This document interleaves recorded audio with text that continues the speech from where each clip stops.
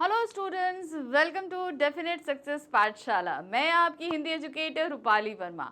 आज का वीडियो है class 10th Hindi course B के स्टूडेंट्स के लिए। तो ध्यान रखिए, क्लास 10th में दो सिलेबस चलते हैं, कोर्स ए और कोर्स बी।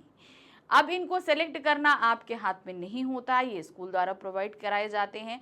अगर आप पढ़ रहे हैं शतज भाग 2 और कृतिका भाग 2, तो इसका मतलब है कि आप कोर्स ए पढ़ रहे हैं। और अगर आपके पास बुक है स्पर्श भाग 2 और संचयन भाग 2, तो इसका मतलब है कि आप कोर्स बी पढ़ रहे हैं। ये दोनों ही जो आपके सिलेबस हैं, ये क्लास 10th में ही रहते हैं। इनके एग्ज़ाम्स एक ही दिन होते हैं। याद रखिएगा, बोर्ड एग्ज़ाम एक ही दिन होते हैं, बस इनका पेपर कोड अलग होता है, इनका सिलेबस अलग अलग रहता है। अब ये आप ध्यान से देखना कि ये आप कौन सा कोर्स आपके पास है और आप क्या करें, क्योंकि कोर्स ए मैं कंप्लीट करा चुकी हूँ और अभी आजकल हम कोर्स बी कर रहे हैं। तो बहुत ध्यान से इन सारी चीज़ों को आप देखते और समझते चलना। चलिए शुरू करते हैं आज हम। तो अभी तक जो हमने अपने कोर्स बी में किया है वो है हमने सबसे पहले अपनी बुक ली स्पर्श भाग 2, और स्पर्श भाग 2 जो हमने बुक अपनी पकड़ी, वो बुक हमारी दो खंडों में विभक्त है, गद्य खंड और काव्य खंड। ठीक है, काव्य खंड गद्य खंड। अब मैं ये क्यों चीज़ मेंशन कर रही हूँ, क्योंकि क्वेश्चन पेपर में ये दोनों ही सेक्शंस आपके एक साथ आते हैं।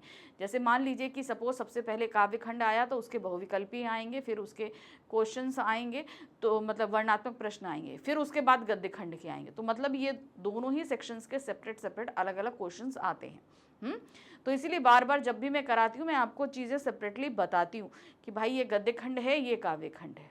ठीक है, अब हमने सबसे पहले काव्य खंड कंप्लीट किया, तो बुक में 7 चैप्टर हमारे काव्य खंड में थे और 7 चैप्टर हमारे गद्य खंड में। तो काव्य खंड हम पूरा कंप्लीट कर चुके हैं, और गद्य खंड में भी अभी तक हमने अपने 11 अध्याय कंप्लीट कर लिए हैं। यानी कि उसके भी आपके चैप्टर नंबर 8, 9, 10, 11 और 12 भी एक तरीके से कंप्लीट हो गया, क्योंकि इसका हम डिटेल एक्सप्लेनेशन और एनसीईआरटी तो कर ही चुके हैं।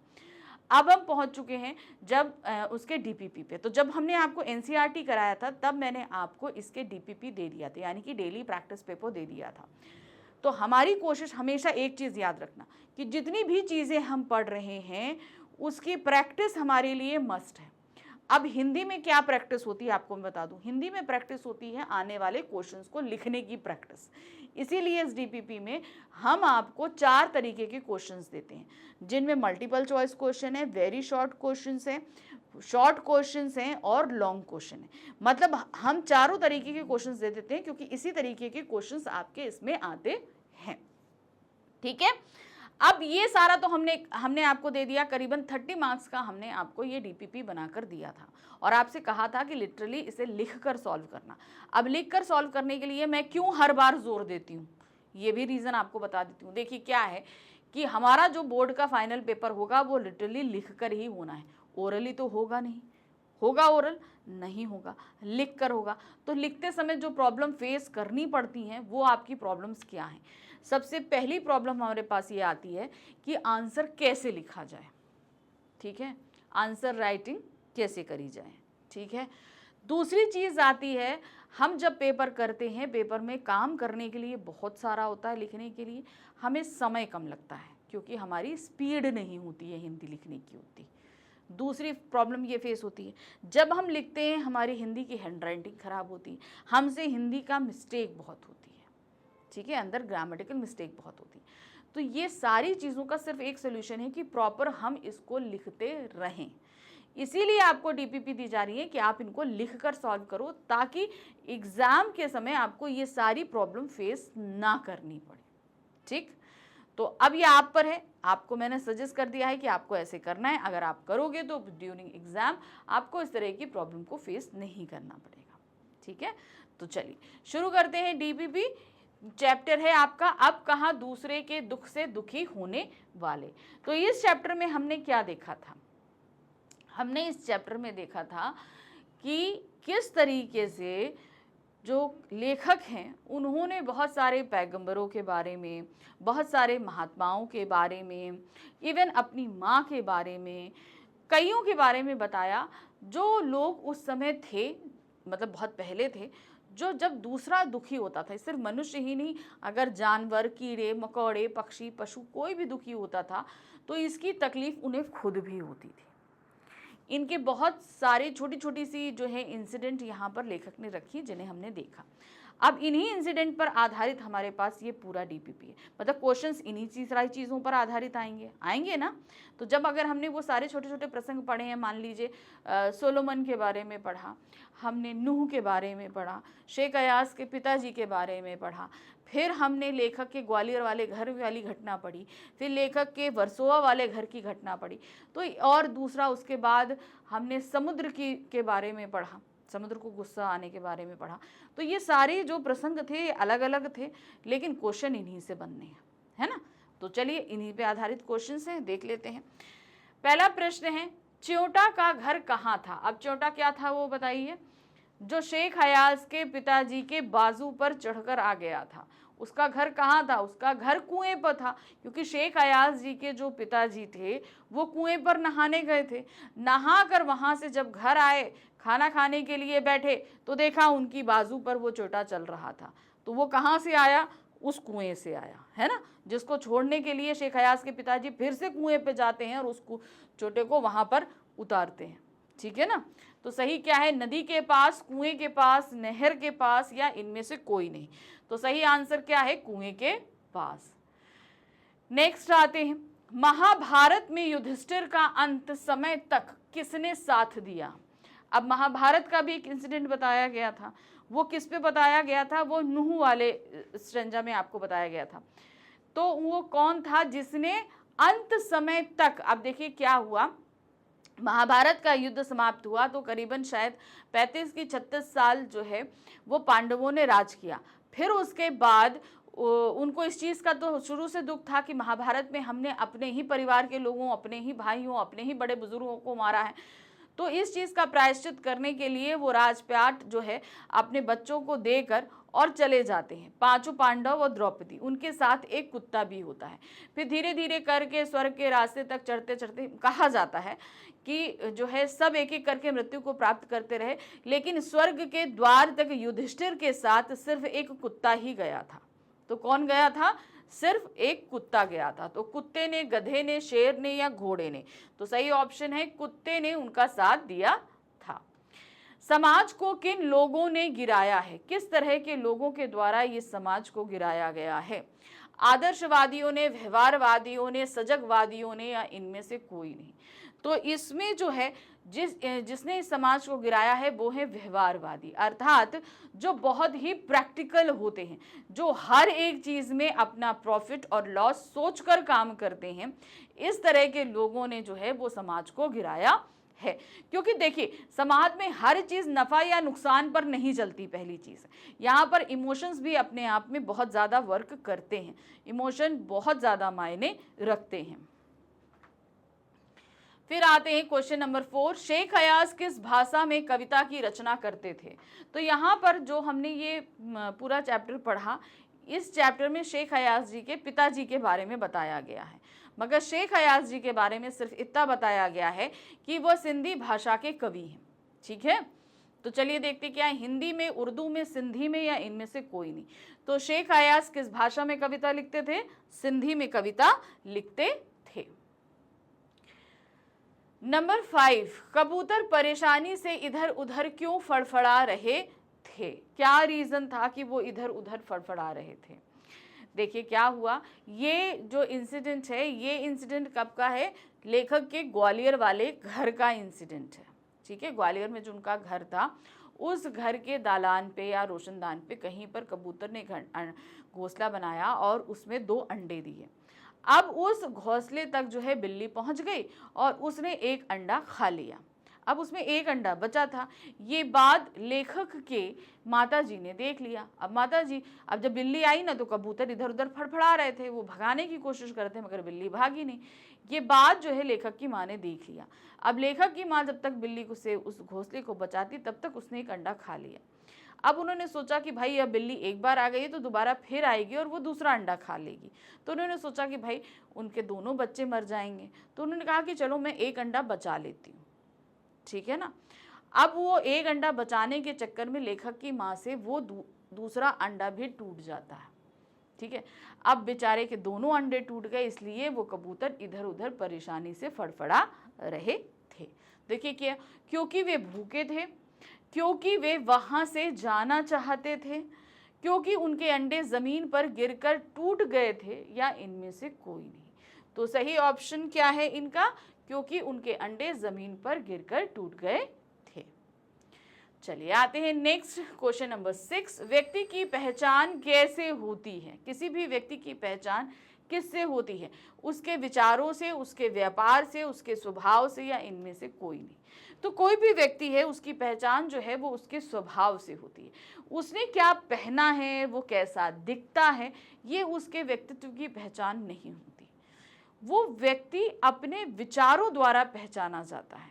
वो क्या सोच रहा है, वो कैसा समझ रहा है, क्योंकि विचार जो है, अब जैसे मान लीजिए किसी का विचार बहुत क्रूअल है, बहुत ही ज़्यादा ब्रूटल क्रूअल है, तो अगर उसके सामने एक बुक रखी जाएगी तो वो क्या करेगा, उसको पलटेगा, फिर धीरे धीरे उसको तोड़ना, मरोड़ना, फाड़ना, ऐसा करना वो शुरू कर देगा। सिंपल, ठीक है ना, यही चीज़ करेगा। अब एक व्यक्ति जो है, जो जिसका स्वभाव बहुत ही सौम्य है, शालीन है, बहुत ही अच्छा है, उसके सामने अगर वही बुक रखी जाएगी, क्या होगी? मान लीजिए एक व्यक्ति जिसने तोड़ मरोड़ दी उस पुस्तक को और रखी है, अब उसी पुस्तक, तोड़ी मरोड़ी पुस्तक जो है उस व्यक्ति के सामने हो गया जो थोड़ा शालीन है, जो हर चीज़ों को बहुत ही कायदे से करता है, तो स्वभाव से वो काफ़ी अच्छा है। तो उस व्यक्ति के सामने जैसे वो किताब आएगी, वो उस किताब को सही करने की कोशिश करेगा, जहाँ पेजेस मुड़े हैं उनको सही करेगा, जो भी चीज़ें हैं उनको साफ सुथरा और सही करने के लिए रखेगा। तो यहाँ पर दोनों व्यक्तियों के कर्म के जरिए उनके स्वभाव का हमें पता चला। तो हमेशा हमारे कर्म जो हैं होते हैं वो हमारे स्वभाव, हमारी सोच पर डिपेंड होते हैं। तो हमेशा क्या होता है, कोई भी व्यक्ति अपने स्वभाव से पहचाना जाता है। उन स्वभावों के जरिए वो जो कर्म करता है वही उसकी पहचान बनती है। नेक्स्ट आते हैं, लेखक अब कहाँ रहने लगा था? तो देखिए, लेखक के 2 घरों के बारे में बात करी गई है। लेखक जब ये कहानी लिख रहे हैं उस समय ये मुंबई के वर्सोवा जगह पे रहते हैं, जबकि इससे पहले जो ये कहाँ रहा करते थे, ग्वालियर में रहा करते थे। ठीक है, तो पहले कहाँ रहते थे? ग्वालियर में, और अभी इस समय कहाँ रह रहे हैं? मुंबई वर्सोवा में। तो सही ऑप्शन आप क्या देख रहे हैं? इंदौर, ग्वालियर, चेन्नई या मुंबई। तो सही क्या है? मुंबई में रह रहे हैं। चलिए, अब हमारे जो है बहुविकल्पीय प्रश्न तो खत्म हो गए। अब कहाँ पर हम आ चुके हैं? अब हम आ चुके हैं अपने वर्णनात्मक प्रश्नों पर। तो वर्णनात्मक प्रश्नों में जो सबसे पहले जो हमारे 3 प्रश्न हैं, ये है अति लघु उत्तरीय प्रश्न, जिसके लिए आपको मिलेगा 1 मार्क्स। तो देख रहे हैं 1 मार्क्स का। तो अब अगर 1 मार्क्स का क्वेश्चन अगर कहीं पे भी आया तो दिमाग बंद करके ये सोच लो कि 10 से 15 शब्दों में इसका आंसर लिखना है, ज़्यादा लंबा हमें नहीं देना होता है। ठीक है, तो चलिए देखते हैं क्या दिया गया है। बड़े बड़े बिल्डर समुद्र को पीछे क्यों धकेल रहे हैं? क्या रीजन है कि उन्होंने बड़े बड़े बिल्डर्स मतलब होते हैं जो बिल्डिंग्स बनाते हैं, वो समुद्र को पीछे की तरफ धकेलने का काम क्यों कर रहे हैं? इसका रीजन क्या है? वो समुद्र को पीछे इसलिए धकेल रहे हैं क्योंकि उन्हें कंस्ट्रक्शन यानी कि इमारत बनाने के लिए जमीन चाहिए, है ना। अब वो जमीन उन्हें मिल नहीं रही, तो उन्होंने समुद्र की जगह पर ही जमीन को बनाना शुरू कर दिया ताकि वो वहां पर बिल्डिंग्स बना सके। देखिए क्या, आबादी बढ़ने के कारण स्थान का अभाव हो रहा था, इसीलिए बिल्डर नई नई इमारतें बनाने के लिए बड़े बड़े बिल्डर समुद्र को पीछे ढकेल रहे थे। तो नई नई बिल्डिंग्स बनाने के लिए जो बिल्डर्स हैं वो समुद्र की जगह पर जमीन लेकर रहे हैं। अब आप बोलोगे ये जगह, समुद्र की जगह जमीन कैसे होती है? वहाँ तो पानी होता है। तो आप लोगों ने दुबई में देखा है ना, पाम आइलैंड देखा है ना, पाम जैसा पाम आइलैंड, वो समुद्र के बीच बनाया गया है। तो वहाँ पर कोई ज़मीन थोड़ी ना थी, वहाँ तो पानी था। तो वो आर्टिफिशियल आइलैंड बनाया गया, वो नेचुरल आइलैंड नहीं था। अभी ऐसे बहुत सारे प्रोजेक्ट आप देश के अलग अलग कोनों में होते देख रहे हो, जहाँ पर समुद्र के ऊपर इस तरीके के द्वीप बनाए जा रहे हैं आर्टिफिशियल, और उन पर बिल्डिंग मतलब उन पर रिहायशी जो है काम होने वाला है। तो ये काम जो है बिल्डर्स ने यहाँ पर भी यानी कि मुंबई में भी करने की कोशिश करी है। प्रश्न संख्या 2 है, कबूतर परेशानी से इधर उधर क्यों फड़फड़ा रहे थे? भाई बेचारों के दोनों अंडे फूट गए थे, इसलिए वो बेचारे इधर उधर फड़फड़ा रहे थे। कबूतर के घोंसले में 2 अंडे थे, एक बिल्ली ने तोड़ दिया और दूसरा बिल्ली से बचाने के चक्कर में लेखक की मां से टूट गया। कबूतर इससे परेशान होकर इधर उधर फड़फड़ा रहे थे। अब भाई किसी के भी बच्चे हों, तकलीफ तो उसे होती है, माना कि पक्षी है, जानवर है, उनको क्या तकलीफ नहीं होती? वो हमारी तरह रो नहीं सकते, चिल्ला नहीं सकते, तो क्या उनको तकलीफ नहीं होती? उनका फड़फड़ाना ही उनकी तकलीफ को बयां करता है कि उनके बेचारों के 2 अंडे यानी कि उनके 2 बच्चे उनसे दूर हो गए थे, तो उनको वो तकलीफ थी। ये चीज उसमें साफ पता चल रही थी। प्रश्न संख्या 3 है, सुलेमान ने चींटियों से क्या कहा? अब सुलेमान वाला इंसिडेंट आपको याद है? बाइबल में जिन्हें सोलोमन कहा गया, उसे कुरान में सुलेमान के नाम से जाना जाता है। ठीक है, अब यहाँ और ये एक ऐसे बादशाह थे जो सभी की ज़बान जानते थे। मनुष्य तो मनुष्य थे, तो मनुष्य की ज़बान तो जानते ही थे, पशु पक्षी कीड़े मकोड़े हर किसी की ज़बान को समझते थे, इसलिए ये अपने राज्य में किसी को भी बहुत कोई तकलीफ नहीं देते थे। तो एक बार क्या हुआ, सुलेमान अपने लश्कर के साथ कहीं जा रहे थे, तो जिस रास्ते से जा रहे थे उस रास्ते में कुछ चींटियाँ थी, तो उन चींटियों को जो है कुछ टापुओं की आवाज़, क्योंकि चींटियाँ जो हैं वो ज़मीन से बहुत पास में रहती है ना, तो अगर कोई इस तरीके से दौड़ रहा है, कुछ कर रहा है, तो उसका वाइब्रेशन उन्हें तुरंत मिलता था। तो वो वाइब्रेशन उन्हें मिलता है, तो वो जो है आपस में बोलते हैं कि भाई जो है बहुत बड़ा जो है वो सैनिक आ रहे हैं, चलो चलो अपनी अपनी अपनी जान बचाओ और अपने अपने घर में चलो। तो सुलेमान क्या कहते हैं? सुलेमान बोलते हैं कि भाई मैं जो हूँ यहाँ सभी के लिए आया हूँ, ठीक है, मैं किसी को नुकसान नहीं पहुँचाऊँगा। अब उनकी वर्डिंग किस तरीके से थी ये देखिए।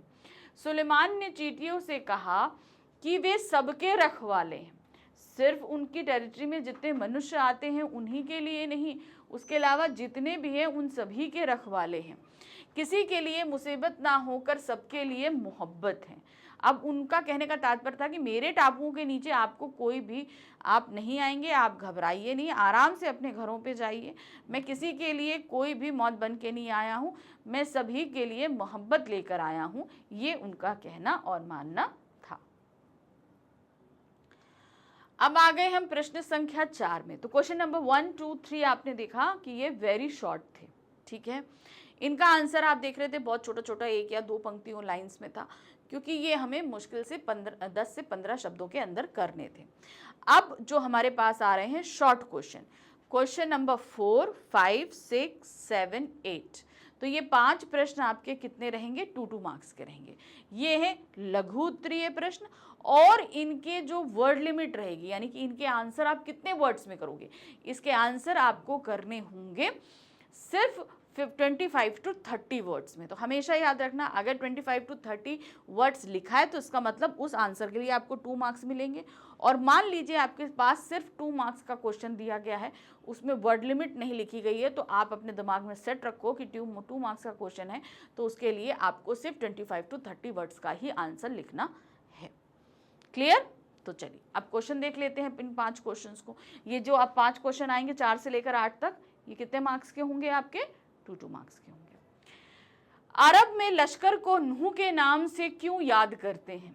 अरब में जो है वो लश्कर है, उनको नूह के नाम से क्यों याद किया जाता है?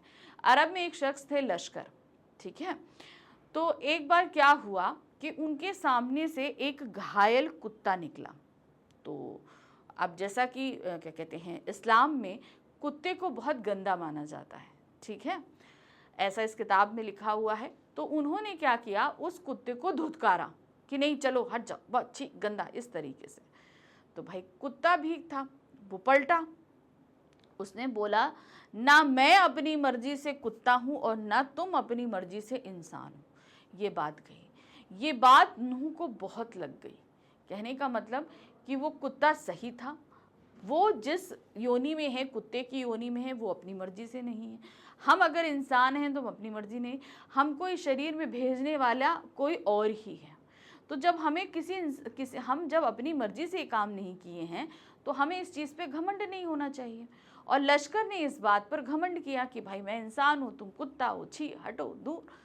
तो अब इसके प्रायश्चित में वो जब तक जीवित रहे, यानी कि ताउम्र वो सिर्फ रोते रहे। क्या हुआ? सिर्फ रोते रहे, सिर्फ पश्चाताप के चक्कर में कि भाई मैंने एक जानवर को इस तरीके से अपमानित किया, और जो मेरे अंदर घमंड था इस चीज़ को लेकर उन्होंने उस कुत्ते को अपमानित किया था। तो इस वजह से जब वो ताउम्र रोते रहे, इसीलिए वो नूह के नाम से जाने गए। अरब में लश्कर को नूह के नाम से इसलिए याद करते हैं क्योंकि वे हमेशा दूसरों के दुख में दुखी रहते थे। नूह को पैगंबर या ईश्वर का दूत भी कहा गया और उनके मन में करुणा होती थी। तो समझ में आया कि उस कुत्ते के धुतकारे जाने के बाद उनके मन में जो करुणा आई, जो भाव आया, उसने उन्हें नूह नाम का पैगंबर बना दिया। और उसके बाद वो ताउम्र दूसरों के दुखों के लिए लेकर वो बहुत चिंतित रहा करते थे। प्रश्न संख्या है 5। यहाँ क्या दिया गया है? लेखक ने ग्वालियर से बंबई तक किन बदलावों को महसूस किया, पाठ के आधार पर स्पष्ट कीजिए। देखिए, लेखक पहले कहाँ रहा करते थे? ग्वालियर में। फिर उनको अपने काम के सिलसिले में बंबई शिफ्ट होना पड़ा। ग्वालियर जो है वो मध्य प्रदेश में पड़ता है और बंबई महाराष्ट्र में पड़ता है। तो इस मध्य प्रदेश से महाराष्ट्र तक के सफ़र में उन्होंने बहुत सारी चीज़ें नोटिस करी। क्या नोटिस किया उन्होंने? कि किस तरीके से जंगल खत्म होते गए बंबई में, और वहाँ पे इमारतों के जंगल खड़े होते हुए उनको मिले। तो इन इमारतों, मतलब चीज़ें, एक जो प्राकृतिक चीज़ें थी वो आपको धीरे धीरे बंबई में नहीं दिखेंगी। तो देखिए क्या है, और वहाँ पर छोटे छोटे घरों में लोग रहते हैं, जबकि जो ग्वालियर में लेखक जहाँ रह रहे थे उनका बड़ा घर था, खुला था, गार्डन था, ग्रीनरी थी, फ्रेश एयर थी। लेकिन बॉम्बे में ये सारी चीज़ें नहीं हैं। बॉम्बे में छोटे छोटे घर हैं, पोल्यूशन है, खुली आसमान नहीं है, क्योंकि वहाँ पर इमारतें बहुत ज़्यादा हैं। तो वो सारी चीज़ें इनको कहीं मिसिंग थी। लेखक पहले ग्वालियर में रहता था, फिर बंबई के वर्सोवा में रहने लगा। पहले घर बड़े बड़े होते थे, दालान आंगन होते थे, अब डिब्बे जैसे घर होते हैं। कैसे? छोटे छोटे घर होते हैं। पहले सब मिलकर रहते थे, अब सब अलग अलग रहते हैं। इमारतें ही इमारतें हैं, पशु पक्षी के रहने के लिए स्थान नहीं रहे। पहले अगर वे घोंसला बना लेते थे तो ध्यान रखा जाता था, पर अब उनके आने के रास्ते बंद कर दिए जाते हैं। ये बात उन्होंने कैसे बताई थी कि ग्वालियर में जब उनके घर में घोंसला बनता था तो माँ उस घोंसले का ध्यान रखती थी, लेकिन बंबई में जब कबूतरों ने घोंसला बनाया तो वो बहुत ज़्यादा परेशान करते थे। तो उनकी पत्नी ने क्या किया था, कबूतरों के अपने घोंसले तक पहुंचने का वो रास्ता भी बंद कर दिया था। तो कहने का तात्पर्य है कि पहले जिन जगहों पर रहते थे उन जगहों में इमोशंस था पशु पक्षियों के लिए, लेकिन अब बंबई में क्या है, सभी लोग बड़े व्यवहारवादी, एकदम प्रैक्टिकल। जो चीज़ें सही हैं, जिसमें उनको फ़ायदा है वो है, नहीं है तो नहीं, ठीक है, इस तरह की चीज़ें होती थी। प्रश्न संख्या 6 है। क्या दिया गया है? डेरा डालने से आप क्या समझते हैं, स्पष्ट कीजिए। डेरा डालना मतलब पड़ाव डालना, ठीक है। अब डेरा डालने का तात्पर्य यहाँ पर देखिए सीधा क्या है। पहले बंजारे हुआ करते थे। क्या होते थे? पहले बंजारे होते थे। तो इन बंजारों को अक्सर, अब ये बंजारे कहाँ होते थे? रेगिस्तान में। अब रेगिस्तान में रेत रेत होती है, पानी बहुत कम जगह होता है, खाने की चीज़ें बहुत कम जगह मिलती हैं।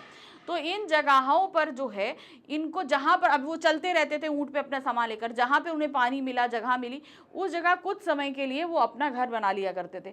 फिर कुछ समय वहाँ रहे और फिर से उठाकर अपना सारा सामान चल देते थे। तो डेरे का तात्पर्य होता है अस्थायी निवास, यानी कि कुछ समय रहने के लिए जो जगह होती है उसको हम बोलते हैं अस्थायी निवास। तो वही आपका डेरा कहलाता है। डेरा डालने का अर्थ है कुछ समय के लिए रहना, मतलब किसी जगह जो है हम परमानेंट नहीं, टेम्परेरी अपना जो घर बना ले उसे हम डेरा कहते हैं। बड़ी बड़ी इमारतें बनने के कारण पक्षियों को घोंसला बनाने की जगह नहीं मिल रही है। अब बॉम्बे क्या है, पहले तो जंगल हुआ करता था। वर्सोवा जिस इलाके में हमारे लेखक रह रहे हैं, तो वो इलाका पहले जंगल था। अब चूंकि जैसे पॉपुलेशन बढ़ती जा रही है तो बम्बई नगर अपनी जगह में फैलता जा रहा है, तो कंस्ट्रक्शन होते जा रहे हैं, इमारतें बनती जा रही हैं, जंगल को काटा जा रहा है। तो जिन पेड़ों पर कभी पक्षी रहा करते थे उन जगहों से अब क्या है, पेड़ काट दिए गए। तो पक्षी क्या है, इन घरों में अपना अस्थाई जो है वो डेरा बना लेते हैं। अस्थाई क्यों होता है, क्योंकि भाई जिन घरों में बनाया है, अंडे दिए, बच्चे बड़े हो गए, फिर कुछ वो लोग वहाँ जो रह रहे हैं वो उन घोंसलों को हटा देते हैं, फेंक देते हैं।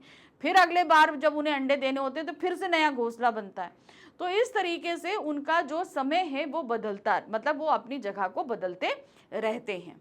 वे इमारतों में ही डेरा डालने लगे, यानी कि अस्थायी आवास बनाने लगे। जंगल कट गए, अब पक्षी इसी तरह अपना ठिकाना ढूंढते हैं, यानी कि जो इन इमारतों में अपने लिए घोंसला बनाते हैं ये अस्थायी होता है, कुछ समय के लिए होता है, यानी कि अब वो ज्यादा समय के लिए इन जगहों पर नहीं रह पाते हैं। नेक्स्ट क्वेश्चन है, शेख हयास के पिता अपने बाजू पर काला चोटा रेंगता देख भोजन छोड़कर क्यों उठ खड़े हुए। अब इसके लिए हम आपको पूरा एक वो समझा देते हैं। शेख हयास जो कि सिंधी भाषा के कवि हैं, वो अपने पिताजी के बारे में बताते हैं। क्या बताते हैं कि उनके जो पिताजी थे वो एक बार कुएं पर नहाने गए, कुएं पर नहा कर आए और नहाने के बाद वो भोजन करने के लिए बैठ गए। क्या हुआ, खाना खाने के लिए बैठ गए। अब जब खाना खाने के लिए बैठे तो उन्होंने देखा उनके बाजू पर एक काला काला चीटा चल रहा है, चीटा या चोटा जो भी आप कह लीजिए। तो उन्हों को लगा कि ये हमारे साथ जो है कुएं से आ गया है, तो वो तुरंत अपनी जगह से उठ खड़े हुए। तो उनकी माँ को लगा कि अरे भाई कोई ऐसी बात हो गई जिससे वो नाराज़ हो गए। तो उन्होंने बोला क्या हुआ, कहते मैं अभी आता हूँ। तो उन्होंने कहा कि भाई मेरी बाजू पर जो चीटा रेंग रहा है ये मेरे साथ उस कुएं से आ गया है, तो वो मैं जा रहा हूँ, उसे ये नहीं तो ये प्राणी मेरी वजह से बेघर हो जाएगा, इसे वहीं कुएं पे छोड़ के आऊँगा, क्योंकि भाई कुएं से घर तक का डिस्टेंस है। अगर उसको मैं यहाँ पे झाड़ दूंगा तो वो बेचारा कहाँ जाएगा, कहाँ उसका घर होगा, वहाँ तो उसका घर है। तो वो फिर कुएं पे जाते हैं और वहाँ जाकर उस चोटे को झाड़ कर आते हैं कि उसका जगह जहाँ पर भी रहे। शेख हयास के पिता जब कुएं से नहाकर लौटे तो काला चोटा चढ़ कर आ गया था। कहाँ से, कुएं से चढ़कर आ गया था। भोजन करते वक्त उन्होंने उसे देखा और भोजन छोड़कर उठ खड़े हुए। वे पहले उसे घर छोड़ना चाहते थे। अब जैसे हम लोग होता है, हम लोग जहाँ देखते हैं हम लोग वैसे करके झाड़ देते हैं। हम लोग ये नहीं सोचते कि बेचारा उसका घर पता नहीं कहाँ होगा, कहाँ जाएगा, वो क्या। तो सोचिए उनके शेख हयास के पिताजी जो हैं उस छोटे से चीटे के बारे में भी सोच रहे हैं कि उसको कितनी तकलीफ होगी।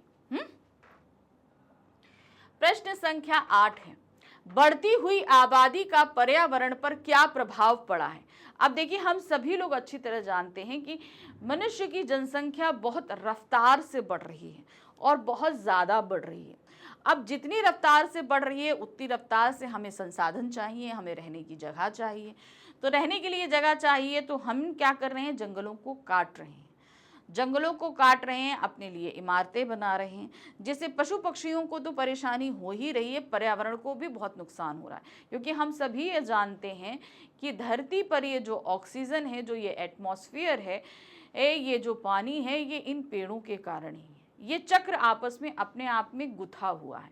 इनमें से एक चीज़ को भी हम डिसबैलेंस करते हैं तो क्या होता है, सब कुछ बिगड़ता है। और आजकल देखिए एक्सट्रीम क्लाइमेट्स हैं, बारिश हो रही है, एक्सट्रीम बारिश हो रही है, बादल फट रहे हैं, लैंडस्लाइड हो रहा है, फिर इसके अलावा गर्मी पड़ती है 52 डिग्री टेम्परेचर कि आदमी जलकर भुनकर बराबर हो जाए, इतना टेम्परेचर हो रहा है। ठंड पड़ेगी, एक्सट्रीम ठंड पड़ेगी, कहीं पर जो है बाढ़ आ रही है, कहीं सूखा पड़ रहा है, कहीं भूकंप आ रही है, कहीं सुनामी आ रहा है।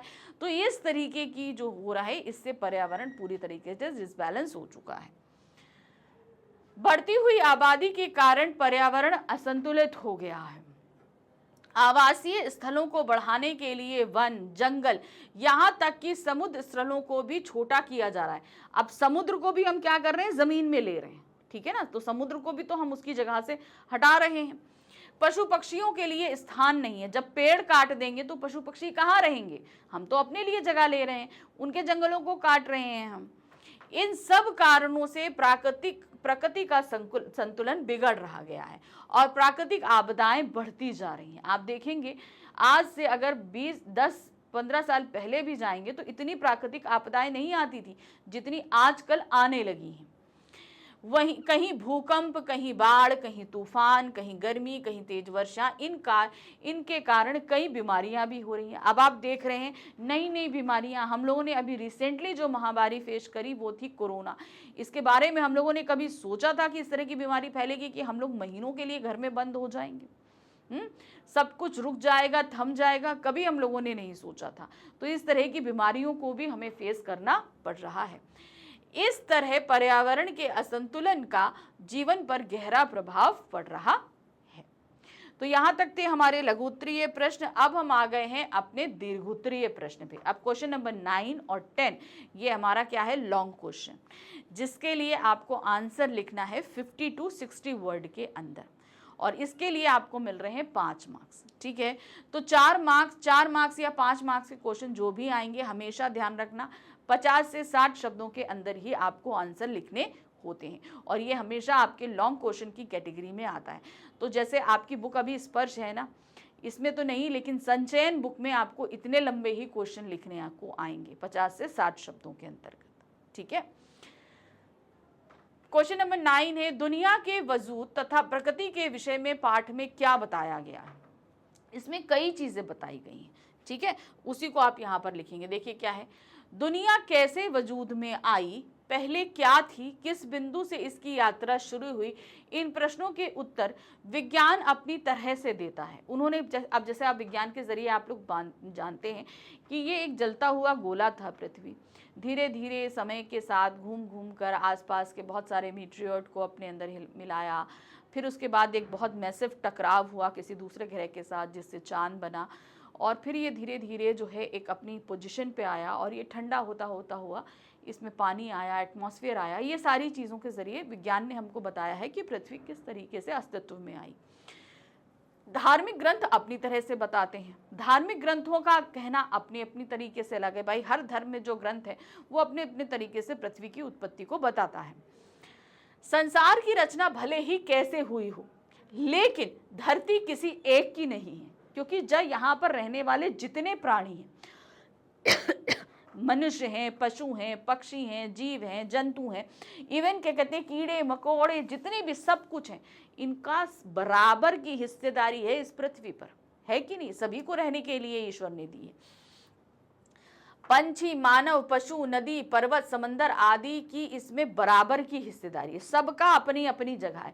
समुद्र की अपनी जगह है, नदी की अपनी जगह है, पहाड़ की अपनी जगह है, रेगिस्तान की अपनी जगह है, मनुष्य की जगह है, कीड़ों की जगह है, मकोड़ों की जगह है, जो इवन पैरासाइट्स हैं उनकी, हर चीज़ की अपनी अपनी जगह एक डिसाइडेड है कि कितनी किसको कितनी ज़मीन कहाँ कहाँ चीज़ों के लिए मिली हुई है।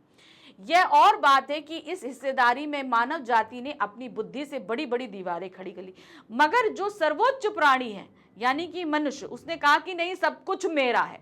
उसने सबसे ज्यादा हिस्सेदारी अपनी कर ली, और यहाँ पर इस दुनिया को, इस पृथ्वी को अलग अलग देशों में, अलग अलग राज्यों में बांट कर रख दिया। पहले पूरा संसार एक परिवार के समान था, अब टुकड़ों में बंटकर एक दूसरे से दूर हो चुका है। अब सब क्या है, अलग अलग बंट चुके हैं। सबको अलग अलग जगहें देते, सबके तुम यहाँ रहो, तुम्हारा देश ये है, तुम्हारा देश वो है, ये चीज हुई। तो यहाँ पर क्या है, वजूद कैसे आया नहीं पता, लेकिन प्रकृति सभी के लिए है, लेकिन हमने इसको बंटवारा कर दिया है। पहले बड़े बड़े दालानों, आंगनों में सब मिलजुल कर रहते थे, अब छोटे छोटे डिब्बे जैसे घरों में जीव सिमटने लगा है। बढ़ती आबादियां समंदर को पीछे सरका रही हैं। तो इस तरीके से क्या प्रकृति को भी नुकसान हो रहा है कि नहीं हो रहा है? पेड़ों को रास्तों से हटाना शुरू कर दिया है। फैलते हुए प्रदूषण ने पंछियों को बस्तियों से भगाना शुरू कर दिया है। अब इन जो शहर है इनमें पोल्यूशन भी बहुत ज्यादा बढ़ रहा है। बारूदों की विनाश लीलाओं ने वातावरण को सताना शुरू कर दिया है। अब गर्मी में ज्यादा गर्मी, बेवक्त की बरसातें, जलजले, सैलाब, तूफान, नित नए रोग मानव और प्रकृति के इसी असंतुलन के परिणाम हैं। नेचर की सहनशक्ति की भी एक सीमा होती है। तो यहाँ पर दिया हमको कुछ गया था और हमने अपने प्रभुत्व से बना कुछ और लिया है। लेकिन प्रकृति अपने बैलेंस को पूरा करते हुए चलती है। जो हम बिगाड़ रहे हैं वो इन जलजलों, इन प्राकृतिक आपदाओं से बराबर करके ही छोड़ती है। अब आ जाते हैं प्रश्न संख्या 10। क्या दिया गया है? ग्वालियर के मकान में घटी किस घटना ने लेखक की मां को दुख पहुंचा और लेखक की मां ने अपनी गलती का किस प्रकार प्रायश्चित किया? तो लेखक जब ग्वालियर में रहा करते थे तो उस समय उनके ग्वालियर के घर में एक दालान थी। दालान मतलब होता है घर की छत पे एक जगह होती है, वो उसको दालान कहते हैं। तो दालान में कबूतरों ने घोंसला बनाया और उन घोंसलों में 2 अंडे दिए। अब उस दालान तक, उस घोंसले तक एक बिल्ली पहुंच गई अंडे को खाने के चक्कर में, लेकिन भाई अंडा उससे गिरकर टूट गया। अब उस लेखक की माँ ने देख लिया कि भाई कबूतर बहुत शोर मचा रहे हैं, क्योंकि वहाँ बिल्ली थी। तो वो आई, उन्होंने बिल्ली को भगाया, देखा तो एक अंडा भाई चला गया था, तो एक अंडा और बचा था। उन लेखक की माँ ने सोचा कि लाओ भाई इस अंडे को हम बचा ले, नहीं तो बिल्ली दोबारा आएगी और फिर इसको नुकसान पहुंचाएगी। तो वो उस बचाने के प्रयास में लेखक की माँ के हाथ से वो अंडा टूट गया और इस चीज़ का लेखक की माँ को बहुत ज़्यादा दुख हुआ। तो फिर अब चूंकि उनसे एक जीव हत्या हुई थी, इस चीज़ से उन्हें बहुत तकलीफ हुई और वो इसके लिए प्रायश्चित करने के लिए उन्होंने पूरा दिन रोज़ा रखा। उन्होंने अपने इस अपराध के लिए माफ़ी मांगी ईश्वर से, ठीक है, और नमाज अदा करती रही पूरा टाइम। ग्वालियर में लेखक का एक मकान था। उस मकान के दालान में 2 रोशनदान थे। उसमें कबूतर के एक जोड़े ने घोंसला बना लिया था। एक बार बिल्ली ने उचक्कर 2 में से एक अंडा तोड़ दिया। लेखक की मां ने देखा तो उसे दुख हुआ कि हो, मतलब कबूतर का अंडा टूट गया। उसने स्टूल पर चढ़कर दूसरे अंडे को बचाने की कोशिश की। उन्होंने स्टूल रखा कि लाओ मैं बचा लूं इस रोशनदान से, लेकिन इस कोशिश में दूसरा अंडा भी उन्हीं के हाथ से गिरकर टूट गया। कबूतर परेशानी में इधर उधर फड़फड़ा रहे थे, क्योंकि बेचारों के दोनों अंडे टूट गए। अब उनको तकलीफ नहीं होगी तो उनको तकलीफ हो रही थी। फिर उनकी आंखों में दुख देखकर माँ की आंखों में आंसू आ गए। अब देखिए, पक्षी पशु अब ये रो कर या चिल्ला कर जिस तरीके से भी अपने दुख को बयां करते हैं, उनका फड़फड़ाना ही उनका दुख था। माँ उस चीज़ को समझ गई और उनको भी रोना आ गया। इस गुनाह को खुदा से मुआफ़ कराने के लिए उसने पूरा दिन रोज़ा रखा। रोज़ा मतलब होता है कि पूरा दिन खाया नहीं जाता। दिन भर कुछ खाया पिया नहीं, सिर्फ रोती रही और बार बार नमाज पढ़ पढ़कर खुदा से इस गलती को मुआफ़ करने की दुआ मांगती रही। वो कहती रही कि मुझे माफ़ कर दो, नमाज पढ़ती रही कि किसी भी तरीके से इनके इस अपराध को माफ़ कर दिया जाए, ठीक है। तो ये थे हमारा डीपीपी जिसे हमने सॉल्व किया। तो ये हमारा चैप्टर नंबर 12 यहाँ पर कंप्लीट हो गया। तो इस तरीके से देखिए, करते करते करते करते हम अपने बुक के एंड पे आने वाले हैं। अब मात्र 2 अध्याय बचे हैं, चैप्टर नंबर 13 और 14, तो उसको भी लेकर आएंगे। लेकिन हम हमेशा ये कह रहे हैं कि जितना भी हम पढ़ा रहे हैं प्रैक्टिस ज़रूर करिएगा। एग्ज़ाम्स में अब बहुत कम टाइम बचा है, ज़्यादा नहीं बचा है। आप लोग सोचो 4-6 महीने बचे हैं, आराम से कर लेंगे, ऐसा नहीं सोचना। तैयारी अभी से शुरू करोगे तब चीज़ें आगे चलकर होंगी। एक दिन में पढ़ाई नहीं होती है। तो बस पढ़ते रहिए। हम आपके लिए अब लेकर आएंगे चैप्टर नंबर 13 और मिलेंगे आपसे इसे कंप्लीट करने के लिए। Thank you for watching. Bye bye.